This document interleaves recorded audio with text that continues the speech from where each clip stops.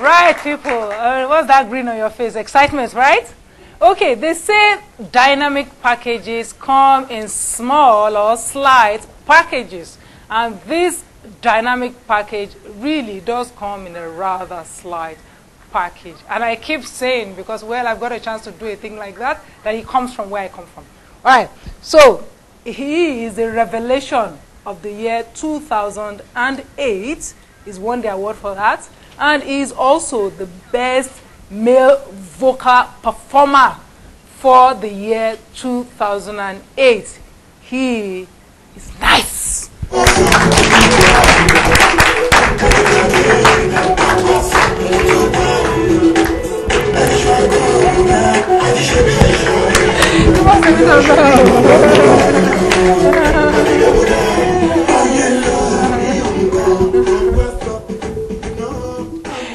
Okay, well, let's see. They say we look alike.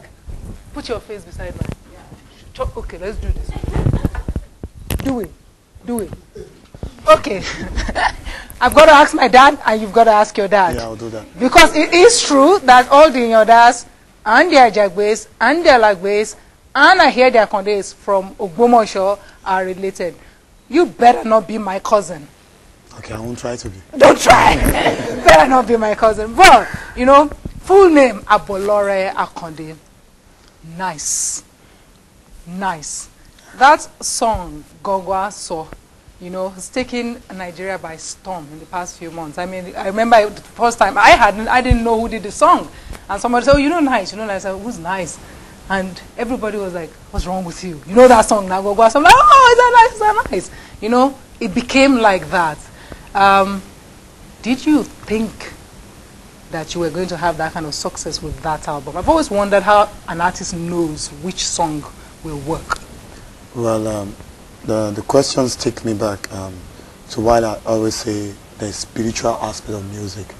Sometimes you go to the studio and you write about a particular songs, and even they come about the promotion of the particular songs, you can't really say. And the song happens to be another person's song. The instrumental were given to me in the studio, so I wrote the guy's song and I did his own side of the song. But still, the instrumentation keeps talking to me that this instrumentation can go further than this. So I wrote another song on the same instrumental. I go back to the studio, I did the song, and we cook it up. And I was like, let me promote it, because since it's December period, people like to party, and that's what I did. And ever since, the song just keep rising, and before you know it, it's all over the country. That song is very interesting because it generated a bit of controversy. I remember that one of my mentees was telling me about this radio personality who was quite well known, who wanted to introduce the song and called the song Raz. I thought that the person was very ignorant. There's a lot of ignorance.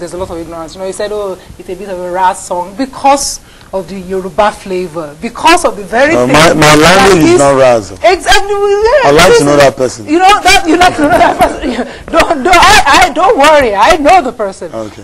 And that's the point that some people just don't seem to get now, that Nigerians want to be Nigeria. Yes. They want to be Nigerians without apology to anybody. Yeah. That song is so... The words of the song, because I understand the words of the song, and even the flavor and everything is so deep in the culture of the Yorubas, and of Nigeria. Where did a young man like yourself find that call? Well, I happened to live most of the early stage of my life with my stepmom. She's in her late 70s now, and most times she teaches me about something, or I go wrong on something. She always taught me or correct me with proverbs and idioms that goes along with what you do at a particular period of time. So most of those things are what I ignore at the early stage of my life. I was trying to pursue the so-called education and Western life, so to speak. So, but it occurred to me 2000 that I can make use of all these things. I'm a kind of person who don't go to read Alawiye, so to speak, or any books before I speak those words. It's just inbuilt, it's there. I've been taught about it, I know about it, I dream about it. So when I speak those words, it's just coming from the depth of my heart, the inside of me. It's incredible because as I said, it's because I understand what you're trying to say. I haven't also been raised, you know, in that way by older people who spoke that way. What I'm trying to let people know in essence generally is that Gongwa Sokutukwa literally means something terrible is coming, something bad is coming. But it's not necessary that it's going to be something terrible.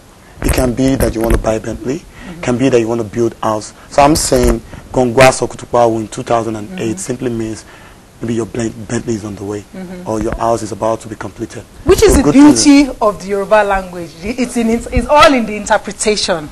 You know, because Gongwa saw, I've been trying to explain it since all morning and I couldn't explain it to people. Because as you said, in its deep color, it could be that, oh, something bad is coming or something so good, it's unbelievable is coming. And that's what you were talking about that time. You're a very interesting person because I read that you left school. You know, you left school for a very important, I don't know if the word is important, for a very unusual reason. You did not want to join a cult. Yeah, because when I was in Lasso, most times I got to the gate, from the gate to my faculty, there's always a guy that escorts me, the guy I don't know. And I was being told that the guy is in 800 level. I don't know if there is anything like 800 level. So the guy escorts me almost every day, keep telling me about a particular thing that I don't want to know about. And coupled with that, I have problem with financial, to pay my school fees and some other things like that. So those problems, you know, buckle up together and I decided that, okay, I can still come back and do this anytime I want to. Let me just leave school now and do some other things in my life. You know, I don't know, you say it so matter of fact, but what you have done there is outstanding, in that this is it. And I think they deliberately target certain kinds of people. You look like the sort of person that calls to target. You are slight, you know, you have a need, a desperate need. You understand? So you could have, on one hand, have wanted to fill that need by getting into this call that will provide umbrella, support and everything. But you walked away from education, which in Nigeria is like sacrosanct. You chose to walk away from it all and come back some other time, number one, because you just would not be in a cult. Yeah. That's outstanding. Thank you. And that was the first thing I heard about you, and I said, well, whether it's my cousin or not, I'm claiming him. You know, that kind of thing. But then the journey was tough from that point. Tell us about the journey, because I know that everybody might be talking about you now, but you've been there working with all kinds of work. Also, you also work with Rugged Man. Yeah. I like Rugged Man a lot. You know, Rugged Man has got his heart here, and it's a tough heart.